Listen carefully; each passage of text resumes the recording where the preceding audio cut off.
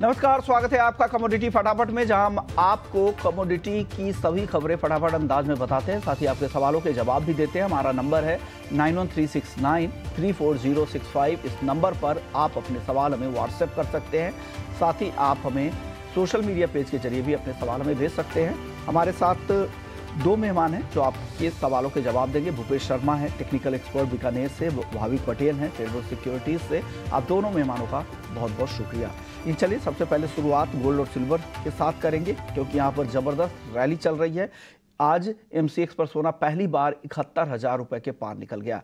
फरवरी के निचले स्तरों से करीब करीब 10,000 रुपये की तेजी आ चुकी है, और फरवरी के उस निचले स्तर से अगर देखें तो करीब 16% का उछाल अब तक सोने में आ चुका है। कॉमेक्स गोल्ड फ्यूचर $2372 के भी पार निकल जा चुका है। चांदी की बात करें तो MCX पर चांदी आज पहली बार 82,000 रुपये के पार निकल गई। यहाँ भी 28 फरवरी के लेवल से देखें तो करीब 15% से ज़्यादा की तेज़ी यहाँ भी दिखी है।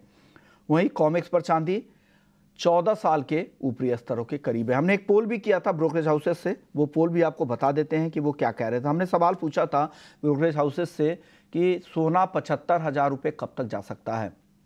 इसमें कुबर्जी ग्रुप ने दिवाली से पहले की राय कही। केडिया कमोडिटी को लगता है कि दिवाली तक सोना 75,000 का हो सकता है। HDFC सिक्योरिटीज़ को लगता है कि 2 साल में सोना 75,000। वहीं मोतीलाल ओसवाल को लगता है कि सोने को लेकर क्लैरिटी भाव को लेकर नहीं मिल रही है, इसलिए उन लोगों ने कोई भी टाइम फ्रेम नहीं दिया। निर्मल बंग को लगता है कि 3 से 4 महीने में ही सोना 75,000 रुपये का हो सकता है। वहीं ऑगमोंट गोल्ड, जो उन्हें भी लगता है कि 3 से 4 महीने में सोना 75,000 के पार जा सकता है। SMC ग्लोबल ने 6 महीने का वक्त दिया, उनको लगता है कि 6 महीने में सोना 75,000 पार कर सकता है। अगला सवाल चांदी को लेकर था। चांदी में हमने पूछा ब्रोकरेज हाउस से कि 1 लाख पार चांदी कब तक कर सकती है, क्योंकि काफ़ी समय से इस पर चर्चा हो रही है। कुबर्जी ग्रुप, उनको लगता है कि चांदी दिवाली से पहले तक 1 लाख क्रॉस कर जाएगी। केडिया कमोडिटी दिवाली तक मानते हैं कि चांदी 1,000 की हो जाएगी। HDFC सिक्योरिटी को लगता है कि वक्त लगेगा, 3 साल तक का भी वक्त लग सकता है। लेकिन मोतीलाल ओसवाल को लगता है अगले साल जून तक चांदी 1 लाख हो जाएगी। ट्रेडबुल सिक्योरिटीज़ दिसंबर 2025 तक मानते हैं। वहीं SMC ग्लोबल को लगता है कि 1 साल में चांदी 1 लाख के पार निकल जाएगी। लेकिन यहाँ भी निर्मल बंग और ऑगमोंट गोल्ड ने माना कि 3 से 4 महीने में ही चांदी 1 लाख की हो सकती है। तो ये ब्रोकरेज हाउसेस की रिपोर्ट हमने रखी, उनसे सवाल किए थे, ये उनकी राय है। हमारे साथ भूपेश जी और भाविक है। भूपेश जी बताइए, गोल्ड और सिल्वर पर आपकी राय क्या है? क्या लग रहा है आपको, किस तरह की तेजी दिख रही है? और ये जो पोल हमने किया है, इस पोल पर आप अपनी राय भी रखें कि 75,000 का सोना कब तक हो सकता है, आपका टाइम फ्रेम क्या है, और 1 लाख की चांदी कब तक हो सकती है? जी नमस्कार विश्वमोहन जी। अगर मैं सोने की बात करूं तो सोना ऑलरेडी अच्छी खासी तेजी कर चुका है। मुझे लगता है सोने में तेजी अभी भी बरकरार रहेगी। सबसे अच्छी बात सोने में ये देखने को मिलेगी कि सोना मुझे आने वाले समय में $2,100 का कोमेक्स पर बंदा समझ नहीं आता। अपसाइड में मुझे उम्मीद है कि 2,450 और 2,530 तक के लक्ष्य संभावित रहेंगे। ये आने वाले दीपावली तक संभावित रहेंगे। वहीं चांदी की बात करें तो चांदी में मुझे 1 लाख से कहीं अधिक बड़े टारगेट समझ आते हैं। 1,25,000, 1,30,000 की चांदी मुझे उम्मीद है कि आने वाले मई जून तक संभावित रहेगी, क्योंकि मई जून 2025 तक, ना कि मई जून 2024। तो एक साल में मुझे लगता है कि चांदी 1,25,000 की क्रॉस करनी चाहिए। ओके, आप क्या मानते हैं भाविक? हालांकि आपसे हमने लिया था व्यू, आपको क्या लगता है गोल्ड कब तक 75,000 रुपये और चांदी कब तक 1 लाख रुपए हो सकती है? नमस्कार विश्वमोहन जी। नमस्कार। देखिए, मुझे गोल्ड लग रहा है कि ईयर एंड से फरवरी 2025 के बीच में मुझे लग रहा है कि 75,000 आ सकता है। और अगर लॉन्ग व्यू, मुझे लग रहा है कि एटलीस्ट 2500 से 2700 के बीच में कॉमेक्स में हम देख सकते हैं, क्योंकि जो ब्रेकआउट आया है वो बहुत अच्छा शानदार आया है। और अभी देखिए तो कोई भी सेलर्स नहीं है मार्केट में। इतने हाई प्राइस पे भी ETF में कोई सेलिंग प्रेशर नहीं दिख रही है। तो आई थिंक ये जो जगरनॉट है वो कंटिन्यू ही रहेगा। बट चांदी की बात करें तो आई थिंक चांदी में अभी मुझे लग रहा है कि ब्रेकआउट आया है, और एक्सपेक्टेशन है कि नेक्स्ट ईयर दिसंबर 2025 से पहले चांदी में हमें 1 लाख दिख सकता है। और अंतर्राष्ट्रीय बाजार में देखें तो मुझे लग रहा है कि अगर $28 के ऊपर जाता है तो नेक्स्ट हर्डल या नेक्स्ट टारगेट मेरा रहेगा $36 का। तो मैं एक्सपेक्ट कर रहा हूँ कि नेक्स्ट अक्टूबर से पहले $36 तक हम चांदी में देख सकते हैं prices.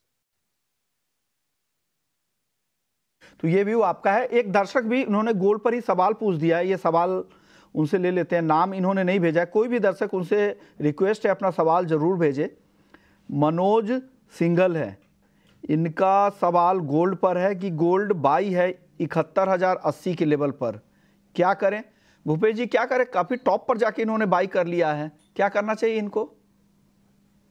Sir for a joke कि अगर वैसे इन्होंने आज का हाई के आसपास गोल्ड खरीद लिया, अगर चमत्कारी बात है ये तो। अगर कहीं एक्सचेंज फोटो अगर लगा सके तो इनकी फोटो लगानी चाहिए एक्सचेंज को। पर हाल फिलहाल दैट्स फॉर ए जोक कि 70,890 का दाम चल रहा है। मुझे लगता है कि अभी गोल्ड में खरीदारी नहीं करनी चाहिए। गोल्ड में कोई भी डिप आता है तब गोल्ड में एंट्री करनी चाहिए। 70,510 के आसपास गोल्ड में खरीदारी करनी चाहिए, 70,400 के नीचे का स्टॉप लॉस लगाकर। अन्यथा ऊपर के भाव में दूरी बनाए रख के गोल्ड खरीदारी। चलिए, तो ये व्यू आपने सुन लिया है। कुछ और दर्शक के भी सवाल ले लेते हैं। अगले दर्शक हमारे साथ है, इन्होंने सिल्वर पे सवाल पूछा है कि सिल्वर में क्या करना चाहिए। भाविक आप बता दीजिए सिल्वर में इनको क्या करना चाहिए? देखिए 4-5 दिन से हम देख रहे हैं कि सिल्वर में अगर ओपनिंग सेशन में या मॉर्निंग सेशन में देखें तो थोड़ी बहुत हल्की करेक्शन आती है, बट शाम के सेशन में देखते हैं तो वापस से नई तेजी देखने को मिलती है। हालांकि आज के दिन में बोलूंगा कि आपकी इंट्राडे पोजीशन ही रखिएगा, कैरी फॉरवर्ड मत कीजिएगा, क्योंकि ये जो रैली है काफ़ी बढ़ चुकी है। बट अभी भी मैं बाय ऑन डिप्स की स्ट्रेटेजी रखूंगा, तो 81,050 के करीब आ सकता है, तो वहां पे बाय कर सकते हैं। 80,500 के स्टॉप लॉस है, और ऊपर का टारगेट इंट्राडे रखिएगा 82,200 का। तो ये व्यू आपका यहाँ पर है। चलिए अब आगे बढ़ते हैं, कुछ और क्वेरीज ले लेते हैं जिसमें बेस मेटल्स पे आज चर्चा करना बहुत ज़रूरी है। भूपेश जी, कॉपर देखिए 14 महीने की ऊंचाई पर जा चुका है, लगातार तेजी दिख रही है। बाकी मेटल्स भी आज शुरुआत कमजोरी के साथ हुई थी लेकिन शानदार रिकवरी दिखी। क्या पसंद है आपको मेटल्स में आज?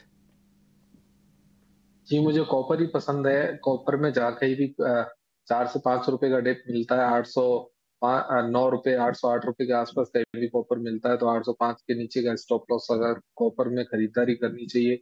मुझे लगता है कि यहाँ तक कॉपर चल के आया है तो कॉपर जरूर से अपने लाइफ टाइम हाई के भाव पेनिट्रेट करना चाहिए। और इसका मोमेंटम अभी भी हाईली पॉजिटिव बना हुआ है, इसमें शॉर्ट करने की कोई सलाह नहीं है। खरीदारी के तरफ ही मेरा रुझान है। आपको क्या पसंद है मेटल्स में भाविक जी?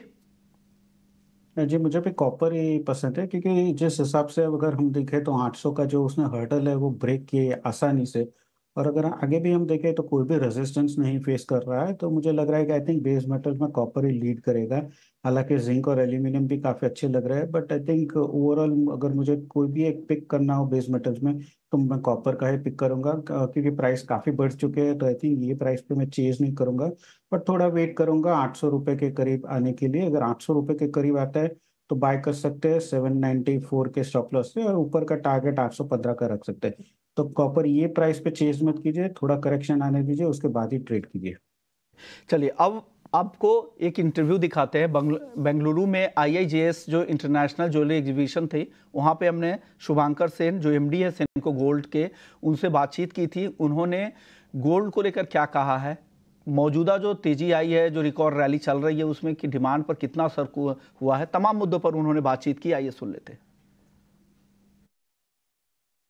सवाल बिजनेस को लेकर होगा, खास करके ओवरऑल इंडस्ट्री के बिजनेस को। जिस तरह से अचानक सोने के दाम बढ़ गए हैं, आपको लग रहा है इससे ज्वेलरी इंडस्ट्री पे कुछ असर होगा, डिमांड पे असर होगा, बिजनेस हिट हुआ हुआ? देखिए, जब भी हम लोग देखें इन द लास्ट 10 years, जब भी गोल्ड का प्राइस जंप कर लेते ना तो कस्टमर्स थोड़ा रुक जाते हैं। ओके। तो अभी ये मार्च महीने में आप देख लो, 7th of मार्च से अभी 6th और 7th of अप्रैल, एक महीने में मोर देन 10%, ऑलमोस्ट 12% गोल्ड का प्राइस जंप हो गया।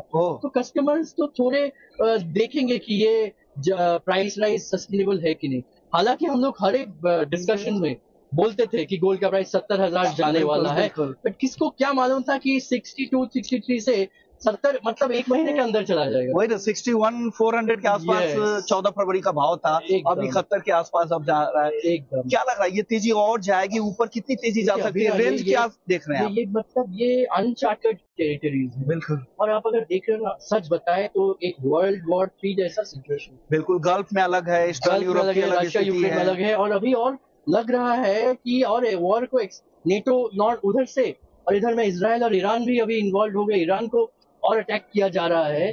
तो ये दो जगह में थोड़ा ज्यादा ही कुछ मतलब सीरियसनेस आ रहा है, और आई थिंक इसी के लिए ये जो फेड का इंटरेस्ट और ये कट होगा कि क्या होगा वो इरेलीवेंट हो गया। अभी out of share I think war like situation में लोग मतलब गवर्नमेंट बोलिए, इन्वेस्टर्स बोलिए, गोल्ड खरीद रहे हैं। तो ये एक बियॉन्ड हम लोग का कंट्रोल में चला गया, एक डिमांड कंज्यूमर का नहीं है। तो अभी तो 75,000 भी कभी भी हो सकता है। हर एक आप सोच लो, every day in the last I think 7-10 days 10, 15, $20 jump ही हो रहा है।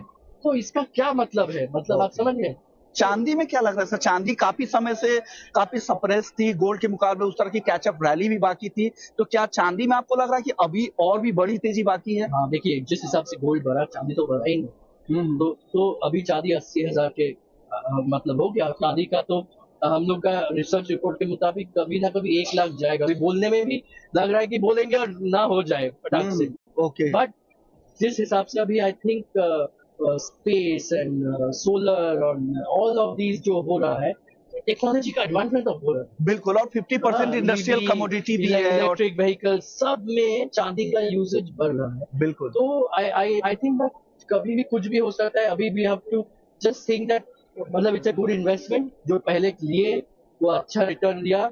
जब एक समय गोल्ड 8,000 भी था, अभी गोल्ड 70-80,000 हो गए in a matter of I would say 15-18 साल में।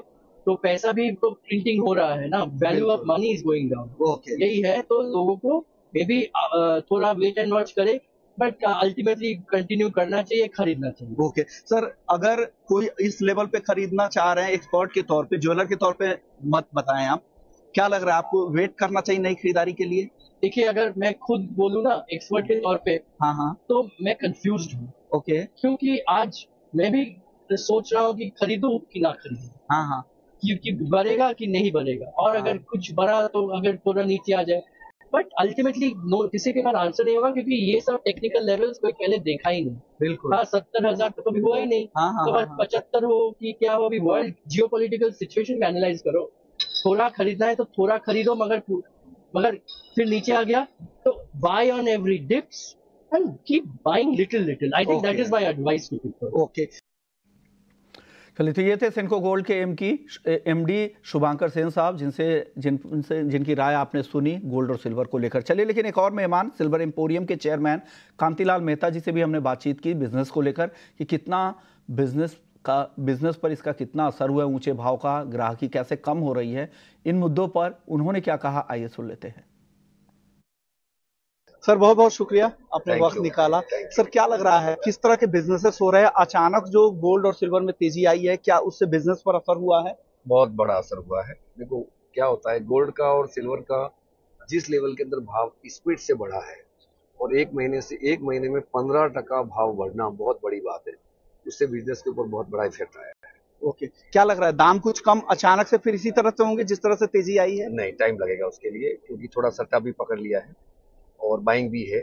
उसके हिसाब से लगता नहीं है कि अचानक से भाव ड्रॉप होंगे, लेकिन आने वाले समय में भाव नीचे आएंगे, ये कंफर्म है। ओके, गोल्ड अभी जिस तरह के लेवल्स पे है, कितनी तेजी और दिख रही है यहाँ से आपको? नहीं, मुझे नहीं लगता है कि 75 से ऊपर जाएगा इस साल, पूरे साल में? आज अभी का भाव 73 समथिंग है। यहाँ से बढ़ के भी कितना भी बढ़ेगा, लेकिन साथ में 75 से ऊपर जाना मुश्किल है। चांदी को लेकर क्या लग रहा है, चांदी में कितनी तेजी दिख रही है? चांदी तो फोकट है, अभी भी चांदी का भाव बढ़ा ही नहीं है। कुछ सट्टे का कारण से या लोगों ने कुछ ओवर सेलिंग किया और बाइंग किया हुआ है, इसके लिए भी नहीं बढ़ा है। लेकिन सिल्वर आने वाले टाइम के अंदर 95 का भाव कंफर्म है। ओके, 95,000 आपको लग रहा है चांदी 2024 के लिए आपका टारगेट है? 100%। डायमंड को लेकर क्या लग रहा है? डायमंड के दाम पिछले साल उस तरह से नहीं बढ़े थे, क्या अब ये भी भाव यहाँ भी बढ़ेंगे अब? नहीं, लूज डायमंड का भाव बढ़ना मुश्किल है। ओके, प्रेशर भी है थोड़ा। जो CVD वगैरह का उसका भी असर है, जो लेब्रॉन आया उसका भी असर है।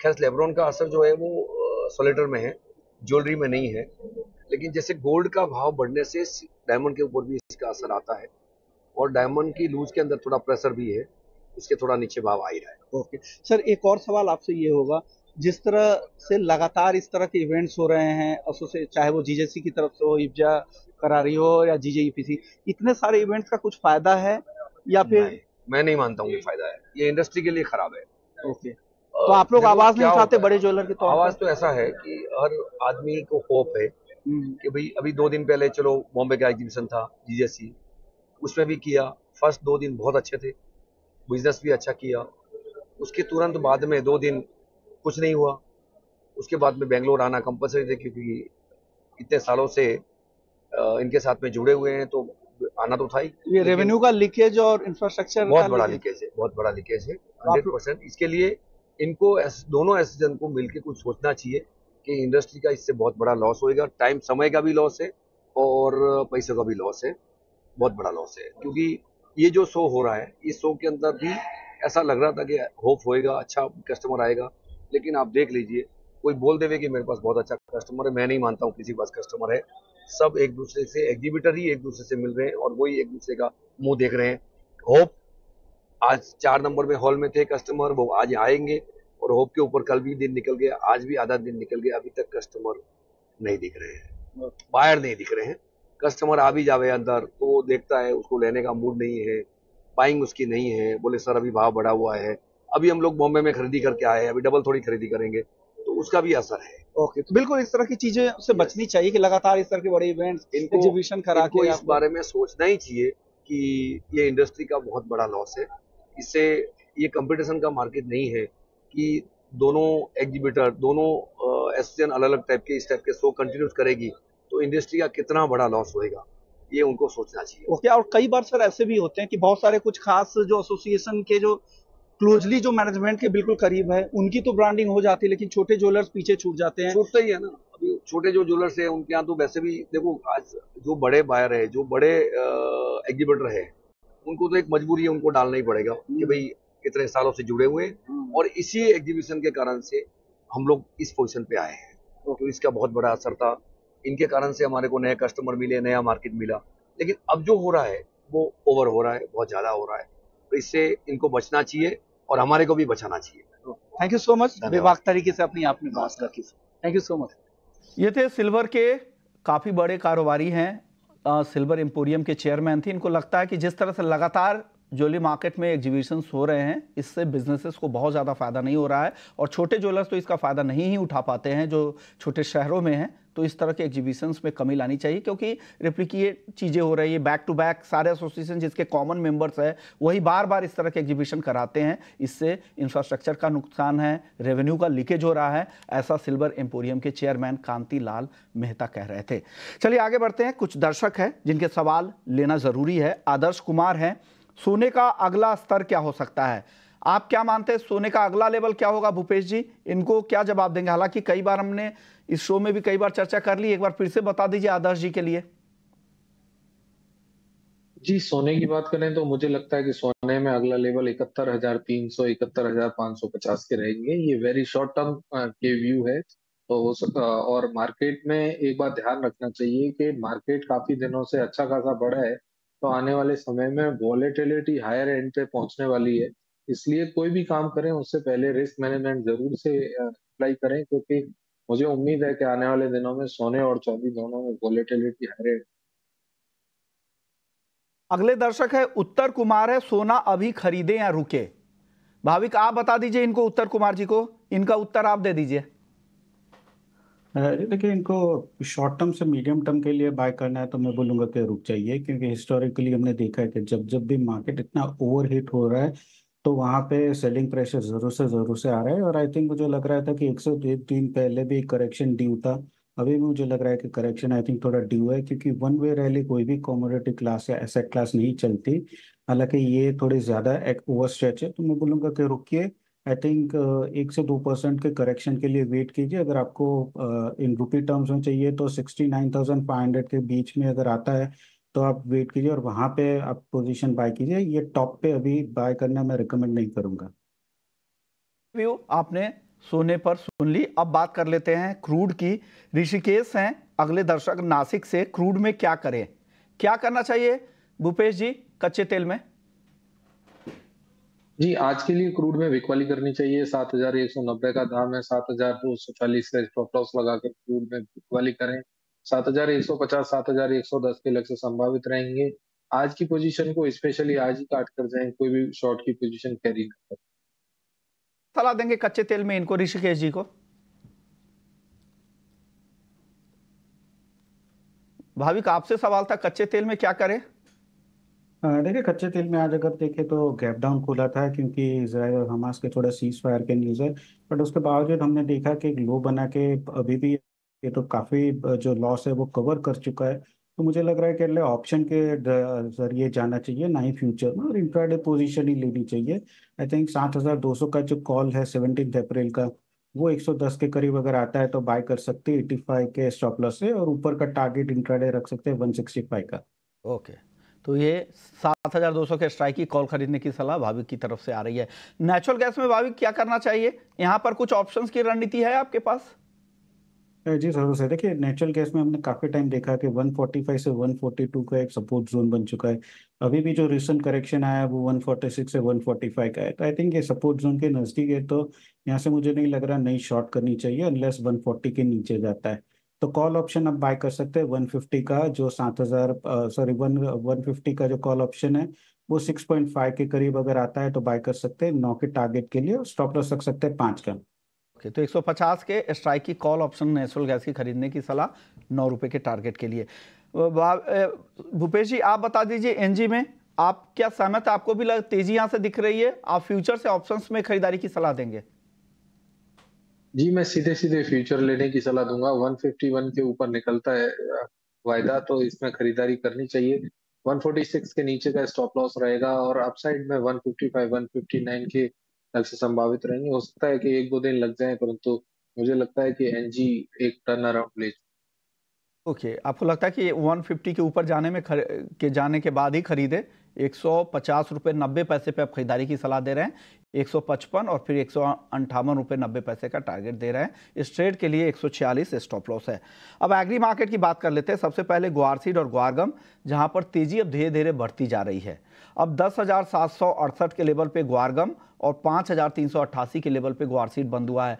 क्या लग रहा है अब यहाँ से भूपेश जी, ग्वार सीड ग्वारगम दोनों में ही? जी सर, जैसे कि आपके चैनल पे हमने कई बार सजेस्ट किया 5,150 के ऊपर के अभी गुआर में मंदी खत्म हो चुकी है। यहाँ से एक अच्छा टर्न अराउंड देखा जा सकता है। ऊपर में जो चैनल पे टारगेट दिए गए थे 5,450 के, वो पहले लक्ष्य पूरे हो चुके हैं। मुझे उम्मीद है कि ये तेजी जारी रहनी चाहिए। रिसेंट में मार्केट 5,350 के नीचे पेनिट्रेट नहीं करना चाहिए। अपसाइड में अभी भी मुझे 5,550 और 5,610 तक के लक्ष्य संभावित लगते हैं। और वहीं गम की बात करें तो 10,700 के नीचे गम का जाना अभी एक बार मुश्किल लगता है, और अपसाइड में 11,150 और 11,350 तक के लक्ष्य संभावित है। तो ये भी ग्वार को लेकर आपका है। भाविक आप बताएं, ग्वार सीड ग्वारगम में आपका नजरिया क्या है? जी मुझे भी लग रहा है कि आई थिंक थोड़ा टर्न अराउंड हो चुका है, क्योंकि सबसे ज़्यादा इम्पोर्टेंट मुझे लग रहा है कि ये लास्ट 3 दिन में जो रैली हमने देखी है वो वॉल्यूम के साथ हुई है। उससे पहले अगर हमने देखा था कि एक नया लो बन के एक थोड़ा हाई बनता था, बट वो जो रैली थी वो वॉल्यूम्स कम थी। इस बार एटलीस्ट 3 दिन में हमने देखा कि अच्छी खासी रैली विथ वॉल्यूम्स हुई है। तो मुझे लग रहा है कि यहाँ से जो लॉन्ग पोजिशन है वो नई ऐड हो रही है। तो मुझे लग रहा है एक्सपेक्टेड 5550 से 5600 तक शायद हम गोआर सीड में देख सकते हैं। वही गुआरगम की बात करें तो गुआरगम में भी 11,500 से 11,800 तक का लेवल देख सकते हैं। आई थिंक वहाँ पे थोड़ा बहुत सेलिंग प्रेशर आ सकता है, बट बाय ऑन डिप्स की स्ट्रेटेजी रखनी चाहिए। आई थिंक गुआरगम में 10,500 का स्टॉप लॉस है, और गुआर सीड की बात करें तो 5,350 के स्टॉप लॉस से बाय कर सकते हैं। ओके, तो ये ग्वार को लेकर नजरिया। मसालों की बातचीत कर लेते हैं। आज मसालों में जीरा जहां पर 1.6% की गिरावट के साथ बंद हुआ अप्रैल वादा 24,050 के लेवल पे। टर्मरिक मामूली कमजोरी दायरे में अब दिख रही, टर्मरिक 16,800, और धनिया में करीब 2% की गिरावट दिखी, 7,610 रुपए पे बंद हुआ है धनिया का वादा। भूपेश जी, मसालों पर आपकी राय क्या है? क्या पसंद है आपको यहाँ से? जी सर, अभी भी मेरी पहली पसंद टीएमसी बनी हुई है। मुझे लगता है कि टीएमसी का मोमेंटम अभी भी पॉजिटिव है। हो सकता है कुछ दिनों के लिए मार्केट एक करेक्टिव मोड में था। 17,590 क्रॉस करने के बाद इसमें फिर से एक अच्छी बाइंग देखने को मिल सकती है। मुझे उम्मीद है कि इसका स्टॉप लॉस 17,300 का लगाकर इसमें खरीदारी करनी चाहिए। अपसाइड में 18,100 और 18,600 तक के लक्ष्य संभावित रहेंगे। वहीं अभी भी जीरे का ट्रेंड नेगेटिव बना हुआ है। ओवरऑल स्ट्रक्चर चार्ट का काफी नेगेटिव है। मुझे नहीं लगता कि जीरे में किसी प्रकार की कोई कॉन्ट्रा बाइंग करनी चाहिए। अपसाइड आता है तो मार्केट में मेरी सेल ऑन राइज की सलाह रहेगी। और धनिया एक साइडवेज जोन में है जिसमें 7,600 से लेके 8,150 तक के लक्ष्य इस जोन में ट्रेड करता रहेगा। बहुत छोटा जवाब दीजिएगा भाविक, आपको कुछ पसंद है मसालों में? मसालों में मुझे हल्दी पसंद है। जो बेस बन रहा है तो मुझे लग रहा है कि यहाँ सेटलेस रिकवरी देख सकते हैं। तो करंट मार्केट प्राइस से बाय कर सकते हैं। 16,650 के स्टॉप लॉस है और ऊपर का टारगेट रख सकते हैं 18,800 का। शुक्रिया भाविक आपका, भूपेश जी आपका, आप लोगों ने वक्त निकाला। तो कम्युनिटी फटाफट में इतना ही, लेकिन बाकी खबरों के लिए आप बने रहिए हमारे साथ।